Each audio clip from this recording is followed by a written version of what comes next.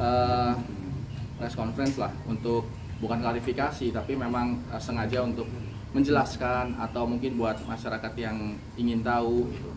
Jadi pada tanggal 13 Februari kemarin saya Luki Hakim didampingi Alex mengundurkan diri dari Wakil Bupati Indramayu menuju ke DPRD Kabupaten Indramayu.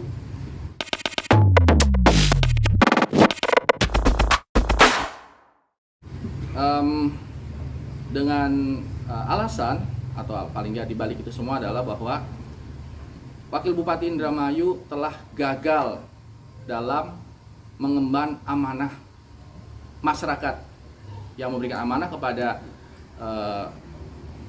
waktu itu pasangan Nina Luki, sekarang menjadi bupati wakil bupati. Lalu saya merasa bahwa saya secara pribadi merasa telah gagal dalam mengemban amanah, sehingga saya mengundurkan diri. Amanahnya apa? Amanah yang jelas adalah menurut saya tidak bisa menjalankan visi misi yang pernah dijanjikan ketika pada saat kampanye.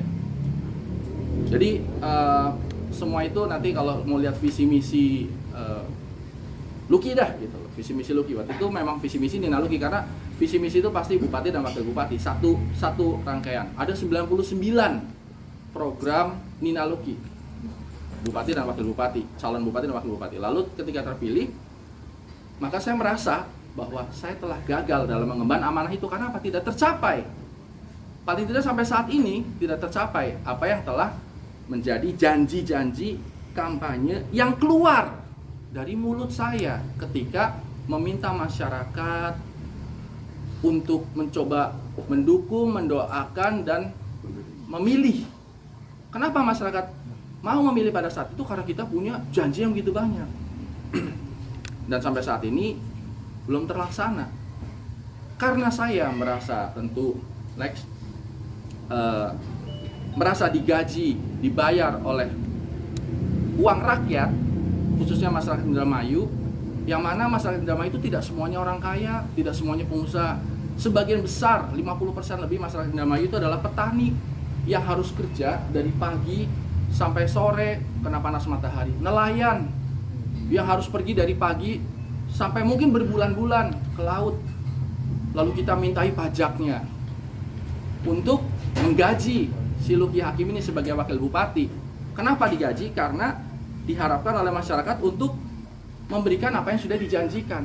Lalu ketika itu tidak tercapai, betapa malunya dan tidak tahu dirinya saya ini kalau tetap bertahan sebagai wakil bupati.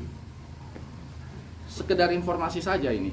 Bayangkan saja, untuk uang makan minum saja seorang wakil bupati itu sampai lebih dari 100 juta per bulan.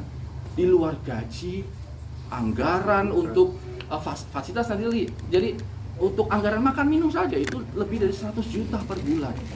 Padahal sudah dapat tunjangan, sudah dapat sudah dapat tunjangan kendaraan, sudah dapat listrik aja gratis semuanya. Take home pay itu bisa sampai lebih dari 200 juta per bulan. Yang bayar itu siapa? Yang bayar itu masyarakat yang tangannya kasar.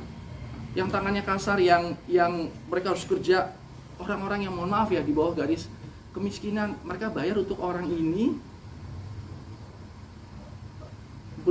beratus-ratus juta per bulan, dapat fasilitas rumah dinas yang besar, AC-nya banyak, gratis, nggak bayar apa-apa lagi, mobilnya mewah. Satu mobil yang saya pakai itu harga sampai 700 juta, dapat 3 mobil. Lalu kalau tidak tercapai tujuan yang dijanjikan, saya orang yang sangat durhaka kalau saya tidak mundur. Kendalanya apa? Tentu kendalanya adalah bahwa ada beberapa keterbatasan dari seorang wakil bupati. Menurut undang-undang memang dibatasi. Jadi tidak bisa berbuat apa-apa, tidak punya kewenangan tentunya sebagai bupati. Ini undang-undang dan ini berlaku untuk semua wakil bupati, wakil wali kota di seluruh Indonesia. Jadi tidak bisa, wakil bupati itu tentu secara undang-undang tidak punya kop surat, tidak bisa menandatangani hal-hal yang memang tidak didelegasikan oleh bupati. Saya sekedar mungkin pada penasaran, apa sih janji-janji kampanye yang dari 99 ini saya sudah membuat beberapa catatan. yang sangat spektakuler sebenarnya. Yang saya ingat ya, ketika kampanye saya ingat, bapak-bapak, ibu-ibu, pilih saya, insya Allah nanti pilih saya maka semua guru ngaji, imam masjid, imam musola akan mendapatkan honor 1 juta. Mereka semua tertarik oleh mulut ini, Pak, Ibu. Tertarik 1 juta, imam masjid. Mereka, wah ini baru pertama kali nih. Kenaikan tunjangan untuk 6.000 guru honorer, ada 6.000 guru honorer yang sekarang gajinya mungkin honornya mungkin sekitar 300 sampai 400.000. Kita akan naikkan jadi 1,5 juta. Ada 6.000 orang. Betapa mereka pasti akan menyambut kan?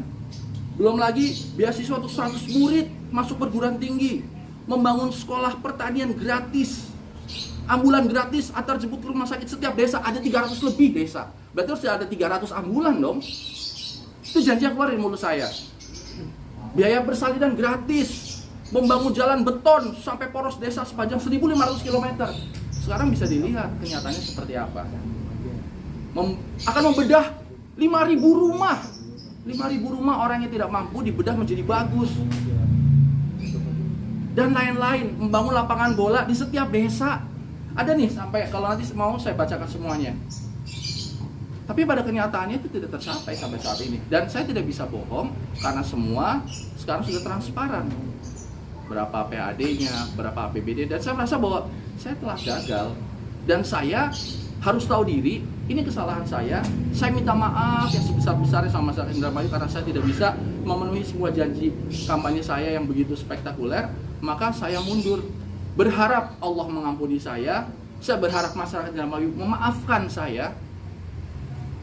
Dan saya pun sampai tidak mau menerima anggaran makan minum. Sudah, karena menurut saya terlalu mewah.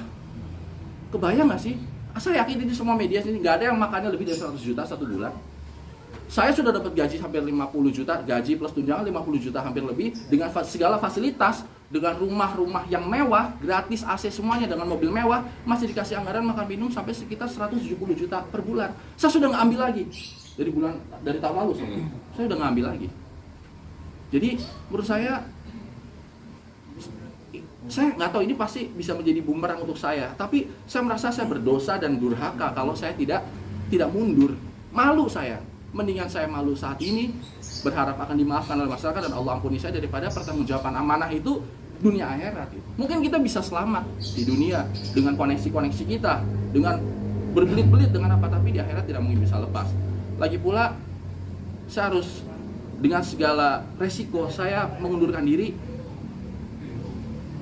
karena saya nggak mau tetap bercokol, tebal muka, memaksakan diri tetap ada di jabatan yang digaji oleh nenek-nenek itu pada bayar pajak loh, kakek-kakek pada bayar pajak. Mereka bayar pajak berharap besar kepada si Luki Hakim ini, tapi ya ternyata tidak bisa menjanjikan itu, janji itu semua tidak terlaksana. Jadi sekali lagi saya minta maaf, mohon tolong masyarakat Indramayu itu tolong dimaafkan saya secara umum untuk teman-teman mungkin sesama politisi, dan juga saya minta maaf untuk masyarakat Indonesia semuanya. Saya mohon ampun kepada Allah dan ya saya ikhlas untuk mundur dari Wakil Bupati Indramayu. Ini adalah salah satu langkah saya untuk memperbaiki diri. Supaya gimana kita memperbaiki diri kalau kita tidak mau menyadari kesalahan kita.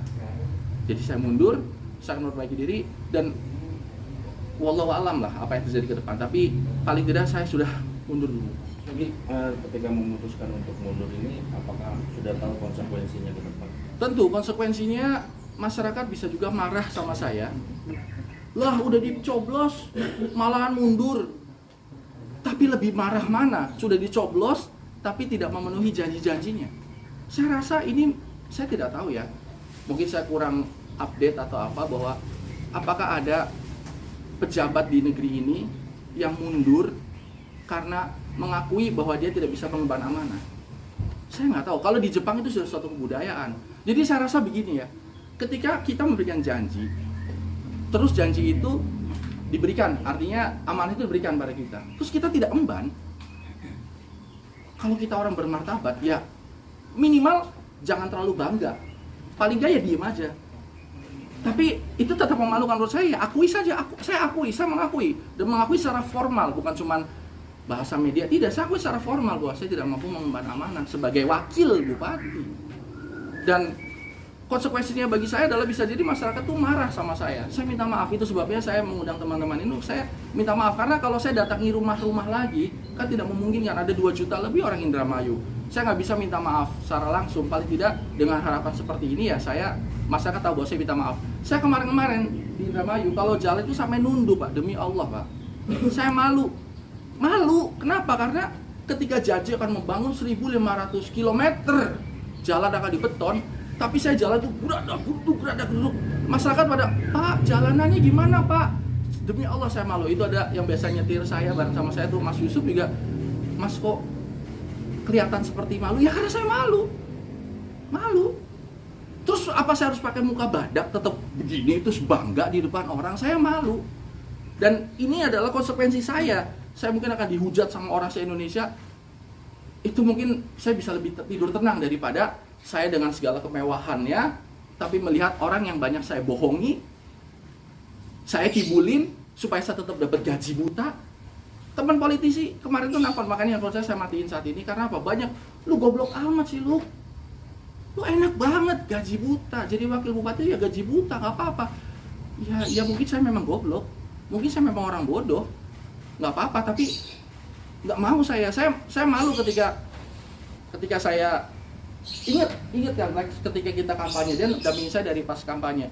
Nenek-nenek itu sampai peluk saya kan, itu berharap banget sampai Nang, manggil, kalau anak orang Indramayu itu manggil anak tuh Nang sing amanah ya Nang, jalannya supaya halus, supaya segala macam gitu. Dan saya nggak deh, udah mendingan saya mungkin dihujat atau apa, tapi paling tidak besok ketika saya ke Indramayu lagi, saya lebih sudah mengakui kesalahan saya. Dan apakah ini akan menjadi kehancuran karir politik saya wallahu alam, saya nggak tahu. Apakah saya akan kembali ke entertainment? Sekaligus saya dimumung banyak kamera, ya siapa tahu saya masih bisa main sinetron lagi, mungkin jadi figuran lah, masih laku lah gitu loh. Artinya ya biarkan mengalir saja seperti itu. Butuh berapa lama Mas untuk memutuskan mundur setelah tahu bahwa tidak memenuhi amanah masyarakat? 1 tahun setengah saya sudah pikirkan ini konsekuensinya. Bahkan saya pun diskusi sama keluarga, kalau mundur apa kata orang, apa kata ini, tuh kan masih 1 tahun waktu itu kan, baru setahun kurang lah. Tapi saya pikir sudahlah, saya coba bahwa saya akan bekerja lebih giat lagi. Apakah kekejar? Tidak. Sampai 1,5 tahun lalu dipanggil kan DPRD waktu itu menanyai kepada eksekutif. DPRD itu kan parlemen, artinya legislatif mengundang eksekutif, ditanya program-programnya mana kan gitu loh. Akhirnya diberi kesempatan lagi sama DPRD, dikasih kesempatan lagi beberapa lama. Sampai kemarin saya dipanggil lagi rapat dengar pendapat, mungkin 4 bulan yang lalu atau 5 bulan yang lalu, ditanya sama anggota DPR, apa kerja Anda? Saya katakan ini kerja saya, tapi tidak tercapai. Masih banyak jalanan rusak, masih banyak janji-janji yang tidak tercapai. Saya bilang bahwa ya kami akan mengusahakan gitu loh. Tapi kan ada keterbatasan. Sebagai wakil bupati itu punya keterbatasan. Tidak bisa saya memanggil kepala dinas untuk benerin jalan. Saya jalani di Indramayu, ada jalan rusak, sampai ada wanita muda meninggal di daerah Balongan kalau juga saya salah, gara-gara kejeblos terus sampai meninggal. Gara-gara jalan rusak terus kena truk. Sampai pada demo ibu-ibu. Nanti bisa di Google lagi. Ibu-ibu demo karena orang meninggal jalanan rusak Indramayu. Bisa di Google juga. Saya ke situ, orang-orang tuh pada, Pak, jalanannya Pak. Tapi saya tidak punya kemampuan lebih karena ada keterbatasan sebagai wakil. Keterbatasannya bahwa saya tidak bisa menandatangani, tidak bisa memutuskan, tidak bisa, ya itu memang wakil memang seperti itu, dan itu bukan salahnya siapa-siapa, memang itu undang. Kalau memang tidak terima ya harus menggugat undang-undang ke Mahkamah Konstitusi. Tapi kan saya sebagai manusia, bukan sebagai wakil bupati, sebagai manusia yang pernah keluar dari mulut saya, waktu itu saya janjinya bilang gini, jalanannya halus, ekonominya bagus, masyarakat juga fulus. Artinya jalanannya bagus, ekonominya bagus, orang punya uang. Kita punya janji bahwa nanti tidak akan sulit lagi mencari pupuk di Indramayu. Boro-boro, pupuk itu susah banget. Nanti akan saya bacakan ya, mungkin nanti buat catatan. Saya minta waktu cuma sekedar 1 menit saja. Membuat lapangan bola di setiap desa, membangun sekolah sepak bola di setiap kecamatan, membantu koperasi sebesar 500 juta, membangun objek wisata bahari, membuka lapangan kerja untuk 100.000 orang, bebas biaya perizinan dan investor yang ingin membangun di Indramayu, memberikan mobil siaga untuk setiap desa sebanyak 117 desa. Jadi mobil siaga ada 317 mobil harus disediakan. Membangun rumah singgah untuk anak jalanan dan rumah jompo. Memberikan bantuan modal kerja untuk UMKM sebesar 50 juta per kelompok. Meningkatkan PAD, pendapat asli daerah, sampai 1 triliun. Kan waktu itu kan sebelum kita menjabat kan sekitar 300 atau 400 miliar. Kita akan meningkatkan sampai 1 triliun. Lah, APBD saja tidak berhasil saya ketok, tidak berhasil kami eksekutif ketok kemarin APBD 2023. Silahkan di googling lagi. Bahkan ada silpa, mungkin kalau teman-teman ingin tahu, silpa itu adalah sisa anggaran tidak terpakai sampai 240 miliar. Begini konsepnya, masyarakat Indramayu yang mohon maaf, yang orang miskin, orang kaya, menengah itu semua dipungut pajaknya. Dipungut pajaknya, lalu terkumpul menjadi semacam pendapatan daerah, PAD. Lalu setelah itu terkumpul menjadi APBD. APBD itu 3 triliun. Dipakai untuk apa? Untuk jalanan, untuk bangun ini, bangun itu. Tapi ternyata pada akhir tahunnya uangnya nyisa, tidak dipakai sampai 240 miliar. Uang rakyatnya tidak dipakai senilai 240 miliar, uangnya nganggur. Sementara banyak yang masih membutuhkan. Itu menurut saya telah gagal.